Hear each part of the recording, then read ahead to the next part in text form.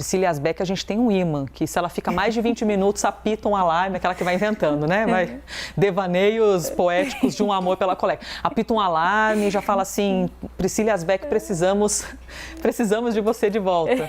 Apesar de que a Pri fica atrás da câmera, dependendo do assunto, ela fica assim, não sei o quê, conversando comigo, né? E dependendo do outro, você for falar de Copa do Catar, eu não tô por dentro, não parei de ver. Porque a senhora curtiu, hein?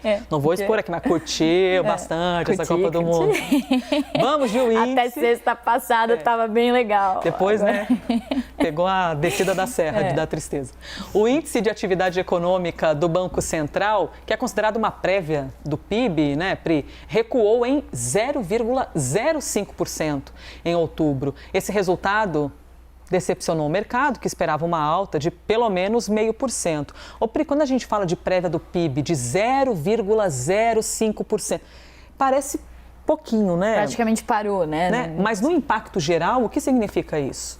Pois é, então o IBCBR, como você falou, ele é uma prévia do PIB. Então o Banco Central vai lá e divulga trimestralmente o PIB, que é o principal dado que a gente tem sobre o crescimento, acompanhamento da atividade econômica do país, do quanto que a economia está crescendo. Vem lá o Banco Central e divulga o IBCBR, que é o índice de atividade econômica do Banco Central, que traz ali as parciais de quanto que a economia avançou ou não ao longo dos meses. Então, o IBCBR de outubro, ele mostra que a economia praticamente estagnou em outubro, teve essa leve queda aí de 0,05%, a expectativa era de uma alta de 0,3%, mas quando a gente olha um período mais longo, acumulado de 12 meses, o IBCBR mostra um avanço de 3,13% da economia e no ano, no acumulado de 2022, ainda estamos em 2022 até outubro, 3,4%. O que isso mostra? Que olhando para o retrovisor, a economia não ficou tão mal, né? Cresceu mais de 3%, diante de todas as circunstâncias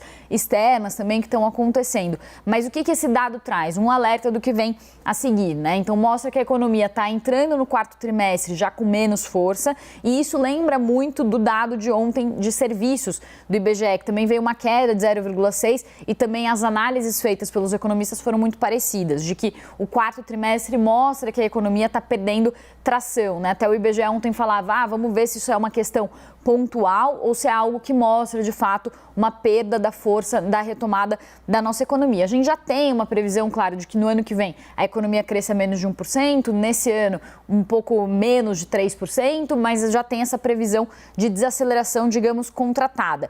E além disso, isso mostra que a gente vai ter esses desafios para 2023, que os serviços que vinham puxando muito a retomada, consumo das famílias. Você mostrou até o setor de serviços ontem aqui, né? Exatamente.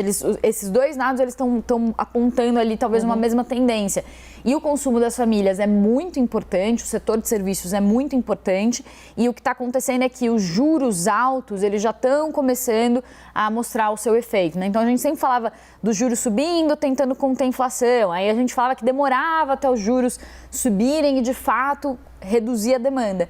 E agora a gente está vendo esse efeito dos juros começando a aparecer de uma forma mais evidente na nossa economia. Subimos os juros, agora eles começam a esfriar mais a economia, não só aqui como no resto do mundo. Então esse é o grande desafio para o novo governo, que a gente falava que se fosse o governo Bolsonaro, se fosse o governo Lula, independentemente de qual governo fosse, seria um grande desafio o ano de 2023. Ia ter que lidar com isso, né? Exatamente. Não tem jeito com esse problema aí da economia.